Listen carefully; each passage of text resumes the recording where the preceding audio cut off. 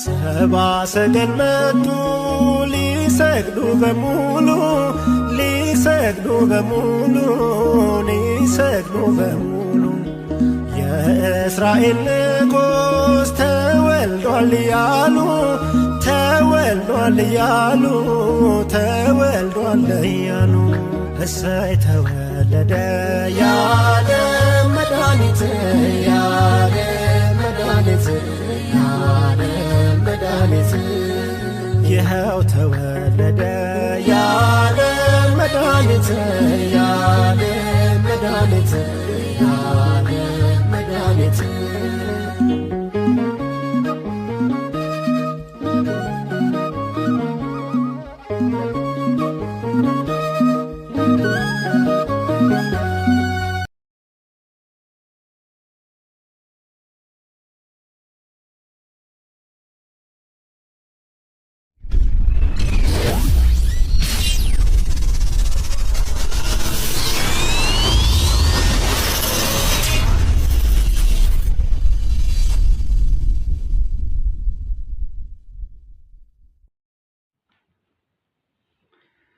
በጌታችን በመድኃኒታችን በኢየሱስ ክርስቶስ ስም ሰላም ጸጋ ፍቅርን አንድነት በያላችሁበት ይሁንላችሁ እያልኩ በምድር ዙሪያ የምትገኙ በኢትዮጵያ በኤርትራ በጎረቤት ሀገሮችና ከኢትዮጵያም ውጪ በሩቅ ሀገራት በአውሮፓ በአረብ ሀገራት በአሜሪካ የምትገኙ የተወደዳችሁ የእግዚአብሔር ልጆች እንደምን አላችሁ? ሰላም ለእናንተ ይሁን።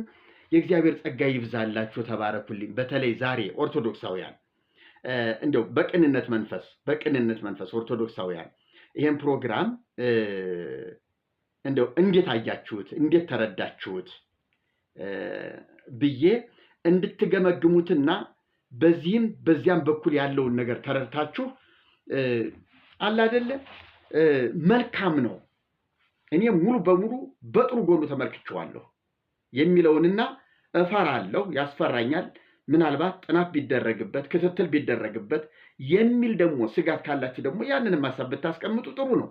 ወንጌላውያንም ደግሞ እንደው የኦርቶዶክስ ፕሮግራም ነው ከኛ ጋር ምንም ግንኙነት የለውም ልትሉ ትችላላችሁ። ግን የህዝብ መዳን የሁላችን መዳን ነውና ወደ ክርስቶስ የመምጣት ናፍቆት የሁላችን ናፍቆት ነውና የቤተ ክርስቲያኒቱ ፈውስ የሁላችን ፈውስ ነውና እንዲሁ አንድ ቀን አንድ ፕሮግራም ተላለፈ ብለን እምንተው አይደለም። ስለዚህ ይሄንን ፕሮግራም በስነ ስርዓት ትኩረት ሰጥተን እንትን ልንለው አይገባም ቸል ልንለው አይገባምና አስተያየት የራሳችሁን አስተያየት እንድታስቀምጡ ፈልጋለሁ። የእግዚአብሔር ጸጋ ይብዛላችሁ። የአእላፋት ዝማሬ ዛሬ የአእላፋት ዝማሬ እኩለ ሌሊት ላይ ተጠናቋል። አእላፋት ዝማሬ ከቀኑ 7 ሰዓት ጀምሮ በኢትዮጵያ ሰዓት አቆጣጠር ህዝቡ ወደ መስቀል አደባባይ እንዲገባ ተደርጓል። እንግዲህ ፕሮግራሙ በትክክል ከ12 ወይም ከ11 ሰዓት ገደማ ጀምሮ ስብከቶች ዝማሬዎች እየቀረቡ ቆዩ። መደበኛ ፕሮግራሙ 12 ሰዓት ገደማ እንደተጀመረ ነው የሚመስለኝ። እኔም በስራ ብዛት ምክንያት ፕሮግራሙን በትክክል መጀመሪያ አካባቢ ላይ አልተከታተልኩትም። ግን ሙሉ ፕሮግራሙን በኋላ ላይ ያሬዳዊ ወረብ ከቀረበ በኋላ ቤዛ ኩሉ ዓለም ተወልደ መድኃኒነ ተወልደ ነዋ ነው ይቅርታ መድኃኒነ ተወልደ ነዋ ይዜኒ ለሰላም እንትሏ የሚለው ወረብ በያሬዳዊ ወረብ መዘመራን ከቀረበ በኋላ ያለውን ፕሮግራም ሙሉ በሙሉ ተከታትየዋለሁ። ግን አጠቃላይ የጉባኤው እንድምታ የጉባኤው መንፈስ የጉባኤው ድባብ ይሄ ጥሪ ይሄ ልምምድ ወዴት ያደርሳል አፈጻጸሙ ምን ይሆን የሚለውን ነገር እስቲ እንደው የብዙዎቹን ሰዎች ጥርጣሬ እና ደስታ እንደው እያመዛዘን ማየት እንችላለን። እና አንዳንዶቹ ከራሷ ከቤተ ክርስቲያኒቱ ውስጥ ያሉ ሰዎች ከመጀመሪያ ጀምሮ የአእላፍ ዝማሬ ሲባል ተቃውሞ ገጥሞታል። ምናልባት ለቲክቶክ ግባት ለማግኘት ነው ተከታይ ለማፍራት ነው ሆን ብሎ በቅናት መንፈስ ነው ለማበላሸት ነው ሌላ ምንም ዓላማ የላቸውም ተንኮለኞች ናቸው የሚል ጥርጣሬ አለ በእነዚያ ሰዎች ላይ። ከተናገሩበት አንጻር ደግሞ እውነት የሚመስል ነገር አለ። እንደው ከቤተ ክርስቲያኒቱ አሁን እኔ የምነግራችሁ የራሴን ህሊና አይደለም፣ የራሴን ሐሳብ አይደለም። ቤተ ክርስቲያኒቱ በራሷ ሰዎች እርስ በርሷ ያደረገችው ውይይትና ሙግት ነው ስለ አእላፍ ዝማሬ። እንግዲህ አእላፍ ዝማሬ ከአዘጋጁ ከዲያቆን ሄኖክ እንደተረዳ ነው አሁን ለሶስተኛ ጊዜ ነው። 2 ጊዜ በቦሌ መድኃኔዓለም ተደርጓል። አሁን ለ3ኛ ዓመት በመስቀል አደባባይ ነው የተደረገው። ምናልባት ሰፋ ባለ ደመቅ ባለ ሁኔታ ለማድረግ ምናልባትም ደግሞ ወንጌላውያን በመስቀል አደባባይ 2 የ3 ፕሮግራም ስላደረጉ እኛም ቦታችን ነው ቦታችንን ክብራችንን እንደገና በኃይልም በብዛትም በድምጽም እኛ እንዲህ ነን አሁንም የኛ ነው ብለን ቢያንስ በእንዲህ አይነት ፕሮግራም እንደው አለ አይደለ ጫናና ተጽዕኖ እናድርግ፣ ለነሱ አምልኮ ከመጣው ህዝብ በ3 እና በ4 እጥፍ በልጠን እንገኝ አይነት የተፈጠረ ይሆን የሚልም ጥርጣሬ አሳይቷል። ለማንኛውም ግን እስኪ ከቤተ ክርስቲያኒቱ ሰዎች አንዳንዶቹ ምን እንዳሉ እኔ ራሴ ከሰማኋቸው ልንገራችሁ። አንዳንዶቹ እንዲህ ብለዋል። እንደው ከተቾች እንነሳ። ፕሮግራሙ ሌሊት ነው የሆነው እስከ ሌሊቱ 6 ሰዓት። ያ የሌሊቱ 6 ሰዓት በቤተ ክርስቲያን እያንዳንዱ ምዕመን የጾመም ቢሆን ያልጾመም ቢሆን የልደት በዓል ነውና ቤተ ክርስቲያን መገኘት አለበት ተብሎ ይታመናል። ቤተ ክርስቲያን መገኘት አለበት። የልደቱን ማህሌት የልደቱን ቅዳሴ መስማት አለበት።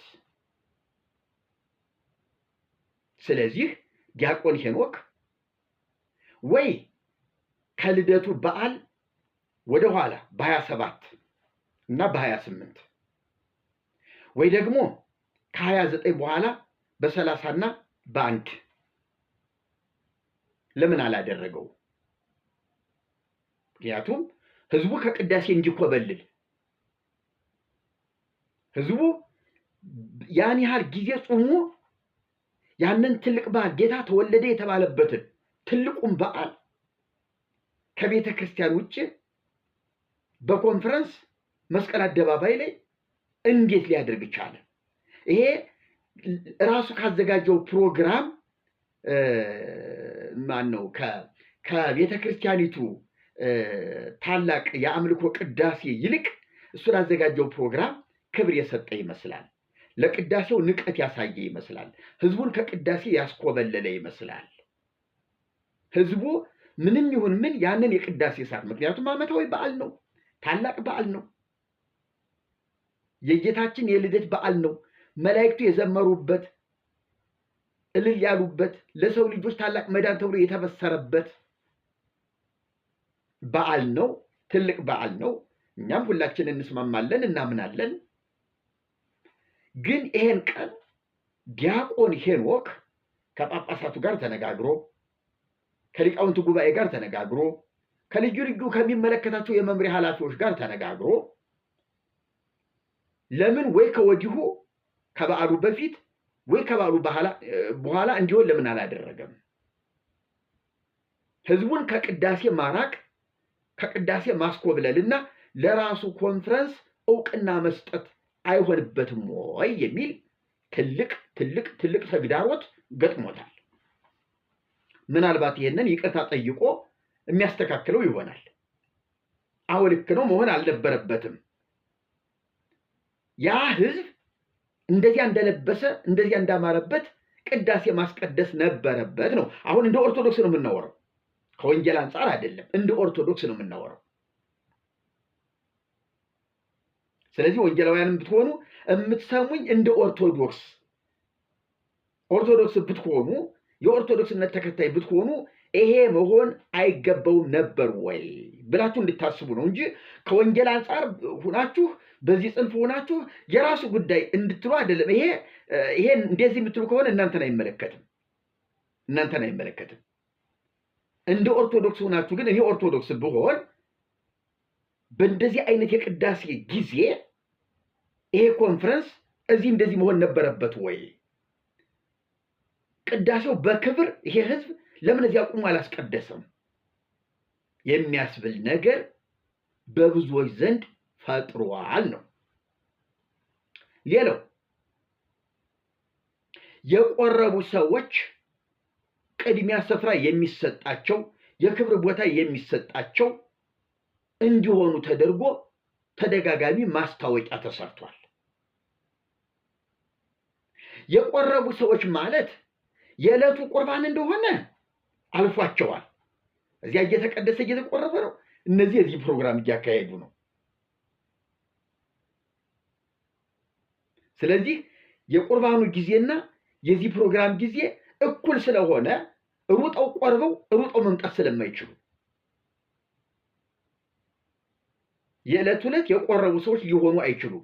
እንግዲህ በሌላ ቀን የቆረቡ ሲቆርቡ የኖሩ ቆራቢ ነን የሚሉ የምስክር ወረቀት የተሰጣቸው አይነት ካልሆነ በስተቀር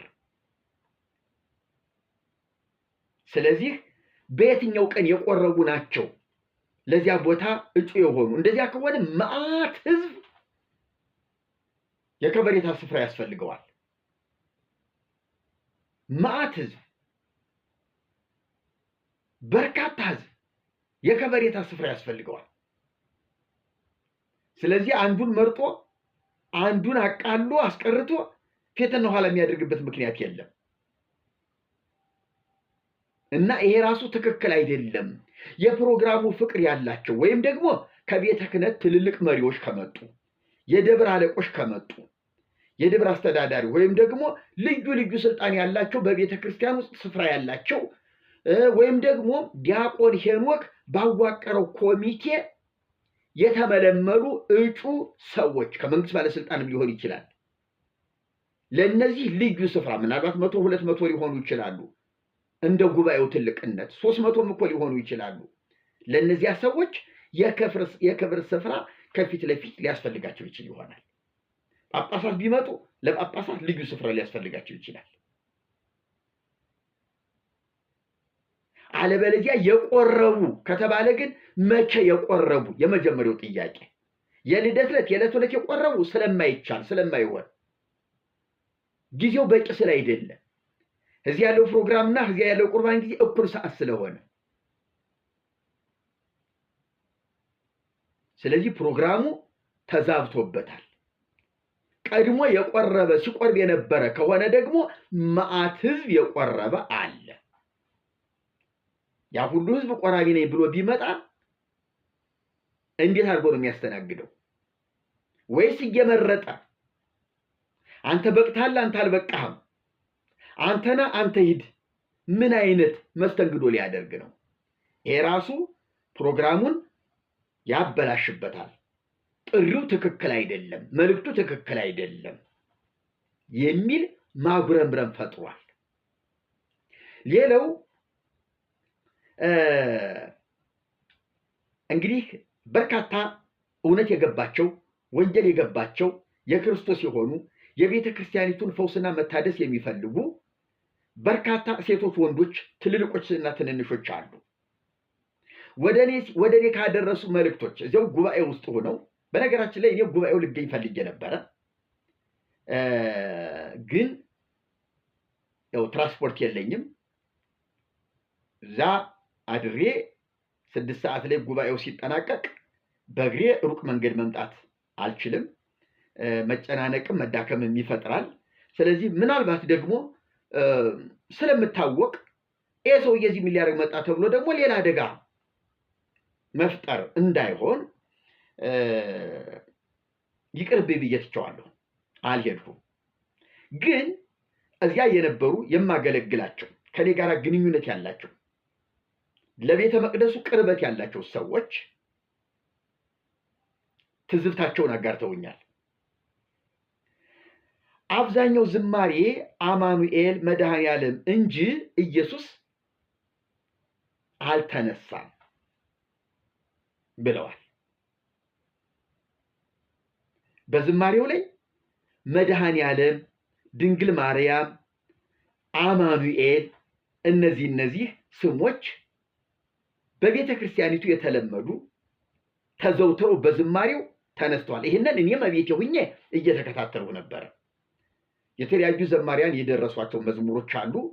እነሱ ስለ ድንግል ማርያም የተዘመረ ስለ ልደቱ የተዘመሩ መዝሙሮች ገብርኤል እንደተላከ፣ ድንግል ማርያም መልእክት እንደተቀበለች፣ ጌታ እንደተጸነሰ እንደተወለደ የሚያሳዩ አማኑኤል መድኃኔዓለም የሚሉ ዝማሬዎች በብዛት ተዘምረዋል።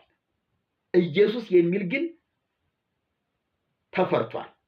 አማኑኤል የተባለውን ያህል መድኃኔዓለም የተባለውን ያህል ኢየሱስ ቢነሳ ለቤተ ክርስቲያኒቱ ክብሯ አይደለም ወይ? የክርስትና መለያዋ አይደለም ወይ?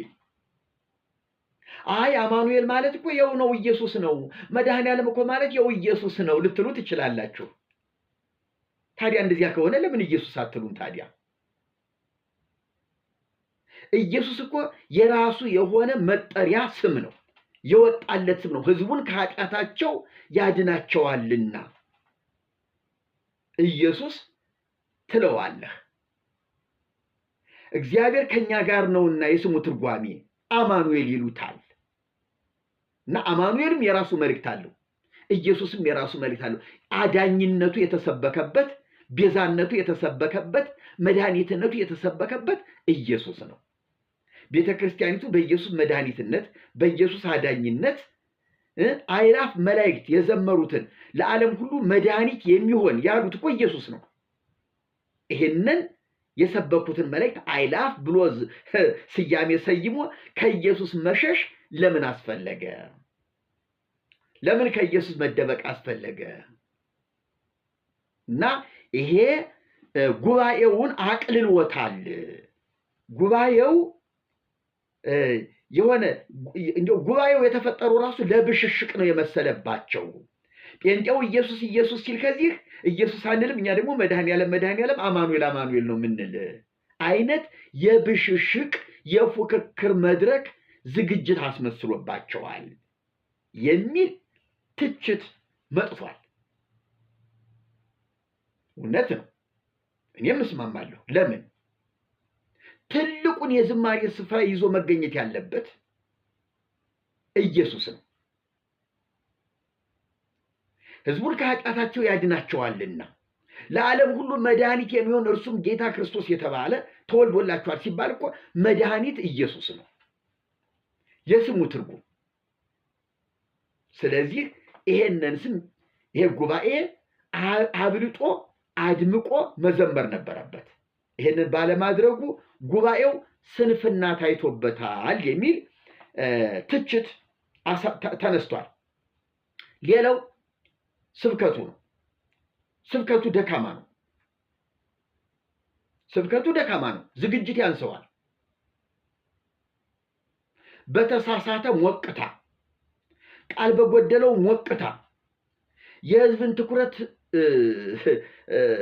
ባልሳበ ሞቅታ የተሰበከ ስብከት ነው። ስለዚህ ልክ እንደ ዝማሬው ሁሉ ከኢየሱስ የራቀ ስብከት፣ ወደ ድንግል ማርያምና ወደ ሌሎች ስሞች የተጠጋ ያዘመመ ስብከት፣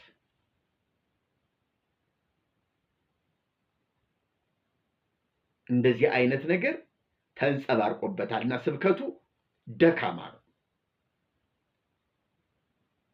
የጉራ ስብከት የጉባኤውን ድምቀትና የጉባኤውን ብዛት ለማሳየት የተደረገ የስብከት ድምፅ ቶን እና ይሄ መሆን አልነበረበትም ነው። ሌላው ተቃውሞ ተበራክቶበታል። መግቢያ ላይ እንዳልኳችሁ ተቃውሞ ተበራክቶበታል። ምንድነው ተቃውሞ? ዲያቆን ሄኖክ ከጥቂት ጊዜያት በፊት ወደ ሮም ሂዶ ከፖፑ ጋራ ፎቶ ተነስቷል። ይሄ ፕሮግራም በሮም እንደሚካሄድ እኔ ወሬ ሰምቻለሁ፣ እርግጠኛ አይደለሁም። እንዲህ አይነት ፕሮግራም በሮም ይካሄዳል ተብሏል። ልደቱን ምክንያት በማድረግ ይሁን ሌላ ምክንያት በማድረግ ይሁን አይታወቅም። እና ሄኖክ ያንን ተልኮ ተግባራዊ ለማድረግ የካቶሊክን ቤተክርስቲያን ሐሳብ ተግባር ተፈጻሚ ለማድረግ ይዞ የመጣ ነው። ስለዚህ ዲያቆን ሄኖክ ትክክል አይደለም። ጉባኤውን በእንደዚህ አይነት መንፈስ ማድረጉ ትክክል አይደለም። ከሮም ፖፕ ጋራ ኦርቶዶክስ ቤተክርስቲያን ጉባኤ ከለባት ብላ ያወገዘቻቸው የውሾች ጉባኤ ብላ ያወገዘችውን የካቶሊክን ቤተክርስቲያን የመናፍቃን የካዲያንን ጉባኤ ቤተክርስቲያን ፖፕ ሂዶ አብሮ መነሳቱ ለምን አስፈለገ? እንዲያው ለሱ እውቅና ክብር ምናልባት ፖፕ ጋር እዚያ በመታየቱ ፖፕ ጋር መታየት ትልቅ ስልጣን ነው፣ ትልቅ ከፍታ ነው። ከእሳቸው ጋር መታየቱ ዲያቆን ሄኖክ ክብሩን ፈልጎት ይሆናል የሚለው እንዳለ ሆኖ ነገር ግን ይህንን ፕሮግራም እንዲያስፈጽም ደግሞ ምክርና መመሪያ ምናልባትም ባጀት ተመድቦለት የመጣ ሊሆን ይችላል የሚል ስጋት፣ ጥርጣሬ፣ ፍርሃት አድሮባቸዋል በአንዳንዶቹ። ሌላው ፕሮግራሙን የገጠመው ተቃውሞ በቲክቶኮችና በዩቲዩቦች እንደሰማ ነው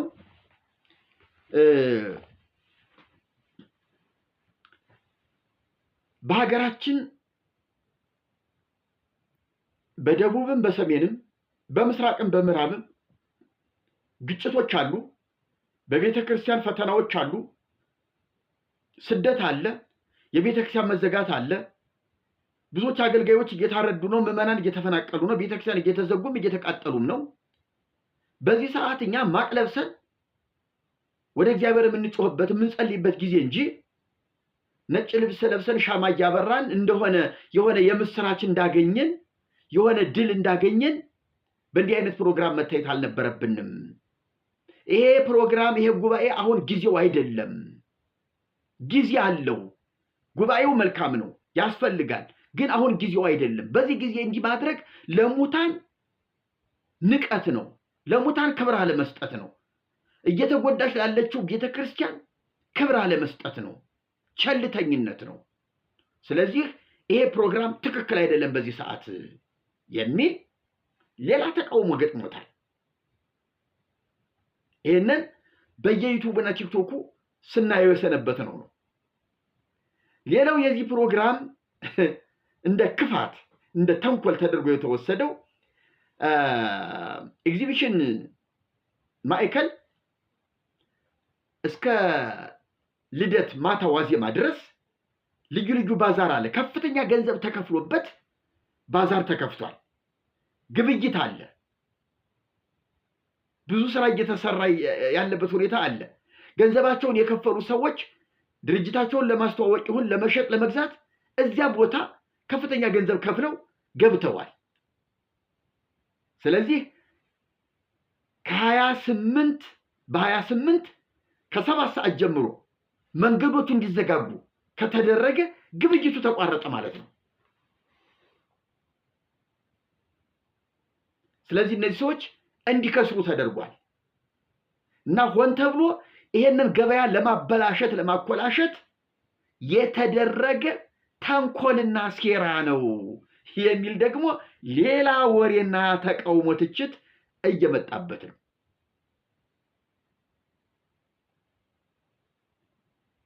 እና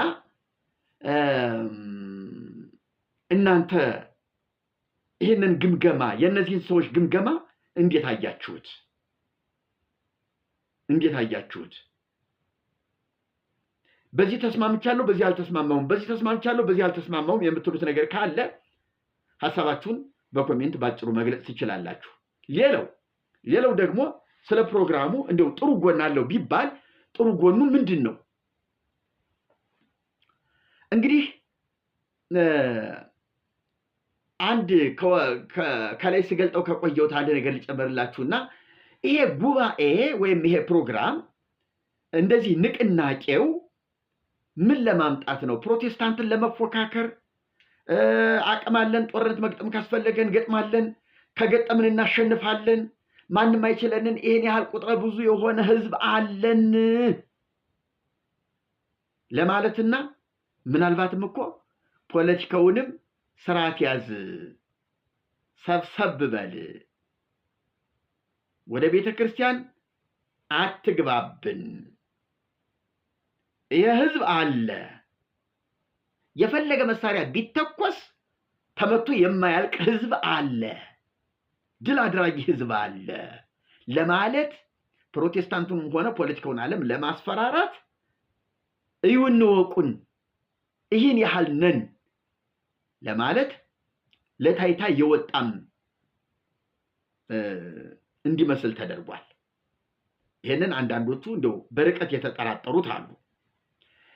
ሌላው እንግዲህ ወደ ሌላው ክፍል ልግባና ይሄ ጉባኤ ወይም ደግሞ ይሄ አይላፋት ዝማሬ ነው። ፕሮግራሙ ለወንጌል ያነቃቃል፣ ወጣቱ እውነትን የመገንዘብ እድል ያገኛል የሚሉ ደግሞ በጎ ያሰቡ ሰዎች አጋጥመውኛል። አሁን ይሄ የአይላፋት ዝማሬ ወጣት የህዝብ ዝም ብሎ ማርያም ብሎ አማኑኤል ብሎ አይሄድም። እንደዚህ ዘምሮ ይሄን በዓል አክብሮ ሲሄድ ቢያንስ እስከሚቀጥለው ዓመት ድረስ የሆነ መንፈስ የሆነ መነቃቃት ሊፈጥርበት ይችላል። የወንጌል መነቃቃት ስለ ልደቱ ከሰማ፣ ስለ ልደቱ በዓል ካከበረ፣ ስለ ልደቱ ወንጌሉን ካነበበ ምናልባት ይሄ ትውልድ በገብርኤል በማርያም እንደታሰረ በታቦት በስዕል በህንፃ እንደታሰረ የማይቀጥል ይሆናል። ከተሐድሶ ንቅናቄ ጋራ ከፕሮቴስታንቱ ንቅናቄ ጋራ አሁን መገናኘትና መተያየት ይፈጥራል፣ መነቃቃት ያመጣል። እንደ ድሮው ድንዛዜ ብቻ አይኖርበትም እና እንዲህ አይነት ፕሮግራም ተደጋጋሚ ቢሆን ወንጌል ባይሰበክ እንኳን ልደትን ምክንያት አድርጎ ህዝብ ከተሰበሰበ፣ ትንሣኤን ምክንያት አድርጎ ህዝብ ከተሰበሰበ የልደቱና የትንሣኤው ጽንሰ ሐሳብ በአይምሮ ተቀርጾ ስለሚቀር ትልቁን ስፍራ አይምሮ ይይዝለታል። ስለዚህ መነቃቃትን ያመጣል፣ ወደ ወንጌል የመምጣት እድል አለው። ምናልባት ተሐድሶች ጋራ ፕሮቴስታንቶች ጋራ ባለፈው በአእላፋት ዝማሬ ላይ ልደቱ በጥሩ ሁኔታ ተከበረ፣ ደስ ይላል በዓሉ፣ ጌታችን መድኃኒታችን ኢየሱስ ክርስቶስ እንደዚህ የተበሰረበት፣ መላእክቱ እንደዚህ ያበሰሩበት፣ ሰብአ ሰገል እንደዚህ ያደረጉለት፣ እንደዚህ የሆነበት፣ እረኞቹ መጥተው የሰገዱለት የዓለም መድኃኒት የሆነው ጌታ ተወለደ የሚለውን ነገር የሚያሳይ ነው የሚል የውይይት በር ይከፍታል። ከልደቱ ላይ የተጀመረው ውይይት ቀራንዮ ላይ ያደርሳል። ቀራንዮ ላይ ደግሞ ብቸኛው መስዋዕት፣ ብቸኛው አዳኝ፣ ብቸኛው አስታራቂ መሆኑ ይገለጣል። ስለዚህ ይሄ ወጣት ለወንጌል ቅርበት ይኖረዋል የሚል ሌላ መልካም ነገር ደግሞ ታይቶበታል። እሰይ እሰይ እሰይ እሰይ እሰይ። እንግዲህ ይሄ ነገር እንግዲህ ወደ ተሐድሶ ሁሉ ጥያቄ ያዘነብላል። አያችሁ፣ ወደ ተሐድሶ ጥያቄ ያዘነብላል። ቆይ ይላል እንግዲህ አሁን ተሐድሶ ልደትን አከበረ፣ አየ የልደትን እውነት ማንነት፣ የመላእክቱን ዝማሬ፣ የሰብአ ሰገልን፣ የእረኞችን ያንን ድምቀት አየ። ልደቱ ለምን ዓላማ እንደሆነ እዚያ ላይ ተሰብኳል፣ በመላእክት አንደበት ተነግሯል። እና ከዚያ በኋላ ይሄ የአእላፋት ዝማሬ ወጣት ይሄንን ሲገነዘብ ቆይ ተሐድሶዎቹ ይህንኑ እየሰበኩት ያለ መድኃኒታችን ተወለደ ለዓለም ቤዛ ሊሆን ብለው ይላሉ ተሐድሶዎቹ። ይሄ ነገር እውነት አይደለም ወይ የሚል ዝንባሌ ያመጣል። ተሐድሶ የመሽተት ተሐድሶን የመፈለግ ከተሐድሶዎች ጋር ሲገናኝ ተግባብቶ የመወያየት በዚህ ሐሳብ ምንም ልዩነት ስለሌለ ይሄ ነገር ይፈጥራል፣ ጥሩ እንድምታ አለው የሚል በጎ መዓዛ ወሬ ደግሞ አለ። ሌላው ከዚህ ወሬ ጋራ አንዳንድ ስጋቶችም ተነስተዋል። ለምሳሌ ጳጳሳቱ ፈርተውታል። ይሄ ጉባኤ ጳጳሳቱ ፈርተውታል። እንዴ እነሱ የረሱትን ሞክረውት አይተውት እንደው ቃሽተውት የማያውቁትን እንዲህ አይነት ንቅናቄ ጉባኤ በጣም ከታች መርጌታ አይደለም፣ ቄስ አይደለም፣ መምህር ሰባኪ ወንጌልም ተብሎ በሚጠራበት ደረጃ አይደለም ያለው። በጵጵስና ማዕረግ፣ በሊቀ ካህናትነት ማዕረግ፣ አንቱ በተባሉት በትልልቆች ማዕረግ ውስጥ አይደለም ያለው ዲያቆን ሄኖክ። ዲያቆን ማለት በጣም ዝቅተኛው የቤተ ክርስቲያን ማዕረግ ሙያ ነው። በዚያ ደረጃ ያለ አንድ ፍሬ ወጣት ይህንን ያህል ካነቃነቀ እኛ መስራት የሚገባን ነበረ። ይህንን ማቀድ ማሰብ የኛ ድርሻ ነበረ። ስለዚህ ተበላን፣ ተቀደምን። የታላችሁ ብንባል መልሳችን ምንድን ነው? ምን ልንፈጥር ነው? ለወዳችን፣ ለገንዘባችን፣ ለልብሳችን፣ ለጥቅማችን ስንፋጅ የኖርንን እነዚህ ወጣቶች በጎን ሂደው ህዝቡን አመጡት፣ ነቀነቁት ህዝቡን። አሁን እኮ ሄኖክ በጠራው ጉባኤ ላይ አንድ ጳጳስ ሂዶ ቡራኬ ለመስጠት እኮ የሚያፍርበት ነው። ማን በጠራው ጉባኤ? የት የሚያውቀው ጉባኤ? ስለዚህ ራሱ ዲያቆን ሄኖክ እንደጠራ ዲያቆን ሄኖክ በቡራኬ በጸሎት መክፈት ይችል ነበረ፣ ጳጳስ ባይጠራ፣ እውነት ለመናገር። ስለዚህ ጳጳሳቱ የፈሩት ምንድን ነው? ወጣቱ ጳጳሳቱ ምንም እንደማይሰሩ ለምንም እንደማይጠቅሙ እየተገነዘበ ወጣት ሰባኪዎችን እነ ዲያቆን ሄኖክን መፈለግ ይጀምራል ማለት ነው። ስለዚህ ጳጳሳቱ ቅሌት፣ ውርደት፣ የበታችነት ውስጥ ይገባሉ እና ከዚህ የተነሳ ጳጳሳቱ ፈርተውታል፣ በጣም ፈርተውታል። እና ይሄ ፍርሃት እንግዲህ ተወደደም ተጠላም በይቅርታ ህዝቡን ይቅርታ እየጠየቁ ይሄ ስራ የኛ ስራ ነበረ፣ ልጆቻችን ቀደሙን፣ እግዚአብሔር መንፈስ ቅዱስ በእነሱ አድሮ እንደዚህ እንደዚህ ሰራ፣ ተባረኩ ልጆቻችን እያሉ አሁንም ንቅናቄውን እድል መስጠት፣ ማመቻቸት፣ አብሮ ተባብሮ ስራ መስራት ነው የሚያስፈልገው እና ተቀደምን ብሎ መጣላት፣ ተቀደምን ብሎ ዲያቆን ሄኖክን ማሳደድ፣ ጓደኞቹን ማሳደድ፣ መጨቆን፣ ሌላ ተንኮል፣ ሴራ ማጠንጠን አያስፈልግም እና ተቀደምን ብለው እርግጠኛ ነኝ ጳጳሳቱ አሁን ፈርተውታል። በጣም ጭንቀት ውስጥ እንዳሉም ትዝብት እና ይሄ ጠቅላይ ቤተ ክህነት ውስጥ የሚመሩ ወንድሞች እየተናገሩ ነው። ጳጳሳቱ በጣም ደንግጠዋል ነው የተባለው። እንግዲህ ቅድም እንዳልኳችሁ ሄኖክ ወይም ዲያቆን ሄኖክ ልዩ ተልእኮ እንዳለው አስመስሎበታል ነው። ልዩ ተልእኮ እንዳለው አስመስሎበታል። ምንድን ነው ተልእኮ? እውነት ዲያቆን ሄኖክ እንዲያው ልዩ ተልእኮ ይኖረው ይሆን? አናውቅም። እሱንን ውሎ አድሮ እናየዋለን። ሴራውን ውሎ አድሮ እናየዋለን። ሴራ ካለ፣ ተንኮል ካለ፣ ምናልባት የካቶሊክን እምነት ተቀብሎ ከሆነ ከዚያ ልዩ ተልእኮ ይዞ መጥቶ ከሆነ ቢጠየቅ ጥሩ ነው። ከፖፑ ጋራ ምን ተነጋገር? ምን ተወያየህ? አብረ ፎቶ ተነስተሃል? መቼም በጠረጴዛው ዙሪያም ሳትጨዋወት አትቀርም። ምንድን ነበረ የተወያያችሁት ውይይት? በካሜራ ያመጣህልን ነገር የለም። እንዲሁ እስቲ በቃል ንገረን ተብሎም የተጠየቀ አይመስለኝም።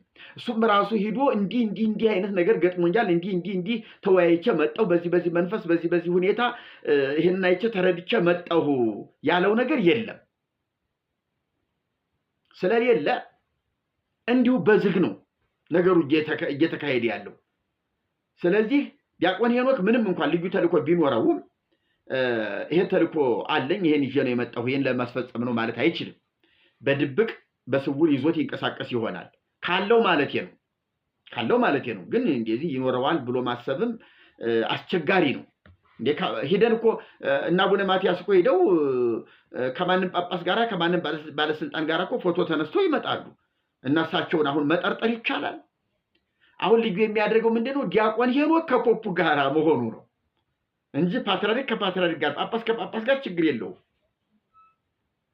አቻላቻ ስለሆነ ይገናኛሉ፣ ስለ ሀገር ጉዳይ ይነጋገራሉ፣ ስለ ፖለቲካ ጉዳይ ይመክራሉ፣ ስለ እምነት ጉዳይ ይመክራሉ፣ ስለ ጤንነት ጉዳይ ይመክራሉ፣ ስለ ጓደኝነት ሁሉ ይጫወታሉ፣ ይመክራሉ። ልዩ ግብዣ እየተደረገ ይጠራራሉ። አቡነ ማትያስ በዓለ ሲመታቸውን ሲያከብሩ እኮ ከመላው ዓለም ጳጳሳት፣ ፓትርያርኮች ይጠራሉ። የተለያየ እምነት ያላቸው ከፕሮቴስታንት ይሁን ከካቶሊክ ይሁን ከግሪክ ይሁን ከግብፅ ይመጣሉ እኮ እና ልዩ ተልእኮ ስላላቸው ማትያስ አይባሉ። ግን ልዩ የሚያደርገው ዲያቆን ሄኖክ ዲያቆን ሆኖ ሳለ እንዴት የሚለው ነው። እና ይሄ ነገር እንግዲህ ጥርጣሬ አሳድሯል። ምናልባት ይሄ ሰው አናውቅም። በዚህ ዘመን እኮ ሰው በየዓመቱ እምነቱን ሊቀያየር ይችላል፣ ሐሳቡ ሊቀያየር ይችላል። የኬልቄዶንን ጉባኤ እቀበላለሁ ብሎ ይልስ ተቀብያለሁ፣ ትክክል ነው፣ አንድ አካል ሁለት ባህሪ ነው ክርስቶስ የሚል አቋም ቢኖረውስ? አይታወቅም። እሱን ጊዜ ይገልጠዋል። አሁን ጥርጣሬውን ግን መያዝ መስማት ጥሩ ነው። እና እንዲህ አይነት ነገሮች ሁሉ በቲክቶክ እና በዩቲዩብ ሲሰሙ ነበረ፣ ትችቶች ነበሩ። እና ይሄን ይመስላል። እናንተ ታዲያ ይህንን ፕሮግራም እንዴት አያችሁት ነው? እንደኔ የኔን ምልከታ አላስቀምጥ። እኔ አሁን እውነት ለመናገር መንፈሳዊ ጉባኤያት እንደዚህ ቢደረጉ ጥሩ ነው። ምንም ይባል ምንም ለምሳሌ ይሄ የልደት ቀን ነው። ይሄ ፕሮግራም ልደትን በተመለከተ ይዘመራል፣ ይሰበካል፣ ጥሩ ነው። 75% የሚያክለው ምናልባት ከልደቱ ጋር በተያያዘ ይሆናል የሚዘመረው የሚሰበከው። የሚካኤል ቀን ቢሆንስ? ለምሳሌ ህዳር 12 የሚካኤል ትልቁ በዓል ነው እና ሰኔ 12 ህዳር 12 የሚካኤል ወይም ሰኔ 12 ከሁለቱ አንዱ ቀን ወይም ደግሞ የድንግል ማርያም በዓል የካቲት 16 ወይም ደግሞ ጥር 21 ትልቅ በዓል የሚባል ግንቦት ልደታ፣ ከነዚህ በዓላት አንዱ እንዲህ አይነት ጉባኤ ጥሪ ቢደረግበት እኔ አልቃወምም። ለምን መሰላችሁ? ለወንጌል እየተመቻቸ ያለ ህዝብ ነው። ዛሬ በማርያም ስም ተሰብስቦ እኛ ይሄንን ስብሰባውን በወንጌል ስናፈርስበትና ወደ ወንጌል እንዲመጣ ለምን ከዚህ ይልቅ እንዲህ አታደርጉም ብለን ስንሞግት ሰው እይታ ውስጥ ይገባል፣ ማስተዋል ውስጥ ይገባል። ስለዚህ በሚካኤል ቀን ያን ያህል ህዝብ ተሰብስቦ ሚካኤል ብሎ ሲዘምሩ ውሎም ሆነ አድሮ ከተበተነ በኋላ በበነጋተው ጉባኤውን ስንተቸውና ውድቅ ስናደርገው ወንጌል አልባ ጉባኤ፣ ወንጌል አልባ በድርሳን በገድል የተሰበሰበ ጉባኤ ይሆንና ህዝቡ መባነን ይጀምራል። እኔ ስብሰባን አልጠላም፣ ጉባኤን አልጠላም። ስለዚህ የልደት ቀን መሆኑ ጥሩ ነው። የጥምቀት ቀንም ይደገም ካስፈለገ፣ የትንሣኤም ጊዜ ይደገም ካስፈለገ ይደገም። አትጥሉት፣ አትቃወሙ። ይሄ ነገር ይኸውላችሁ፣ ይሄ መነቃቃት ወደ ወንጌል ስለሚያደርስ ነው። ወደ ወንጌል ያደርሳል። ባለ ሀምሳን ለማክበር የተሰበሰበ የአይሁድ ህዝብ ሐዋርያት መንፈስ ቅዱስን ተሞልተው ቤቱ ምድሩ ተናውጦ ወጥተው ወንጌል ሲሰብኩ 3000 ህዝብ በጴጥሮስ ስብከት 1 ሰዓት ባልሞላ ስብከት አመነ። በሌላ ተመሳሳይ ሰዓት 5000 ህዝብ አመነ።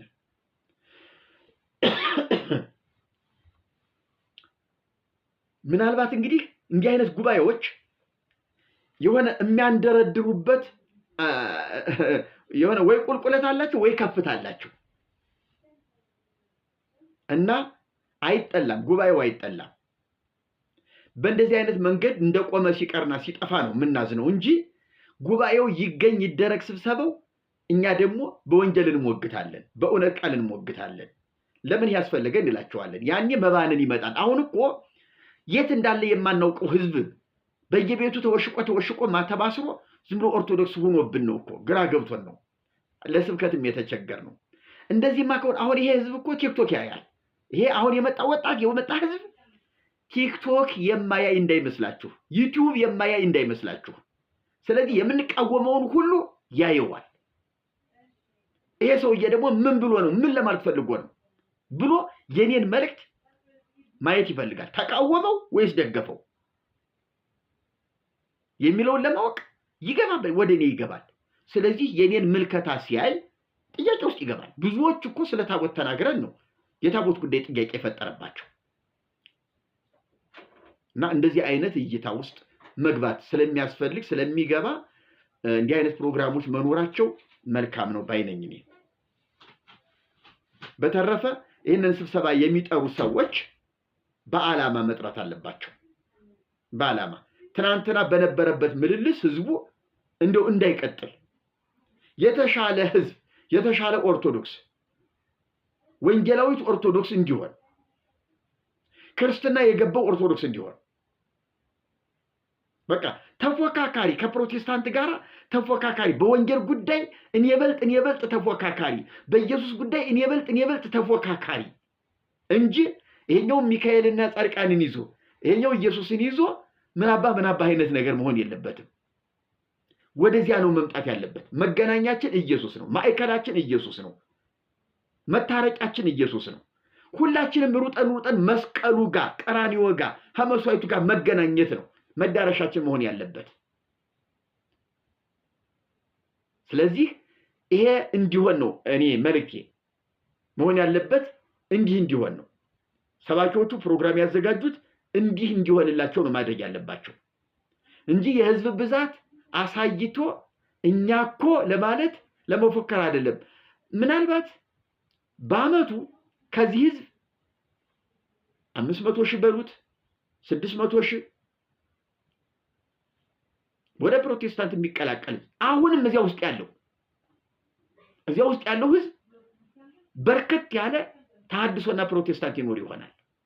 ምን አለ እንደዚህ ከሚሆን እንደዚህ ቢያደርጉ ምን አለ ለማለት የሄደ ሞልቷል። ጌታ ሆይ ይሄንን ህዝብ ውረሰው እያለ የሚጸልይ እዚያ ውስጥ ሞልቷል። ስለዚህ እንደው ያ ሁሉ ዝም ብሎ ኦርቶዶክስ እንደሆነ አድርጎ ማሰብም ጥሩ አይደለም። እግዚአብሔር ይባርካችሁ፣ ጸጋውን ያብዛላችሁ። ይሄን ፕሮግራም በዚህ አጠቃልላለሁኝ። በሚቀጥለው ሌላ ፕሮግራም ይዤ እመጣለሁኝ። ተባረኩልኝ፣ ሰላም ሁኑልኝ። ይሄንን ፕሮግራም እንግዲህ ወደሚመለከታቸው ሰዎች ሼር ላይክ ብታደርጉልኝ ደስ ይለኛል። ተባረኩ፣ እወዳችኋለሁ።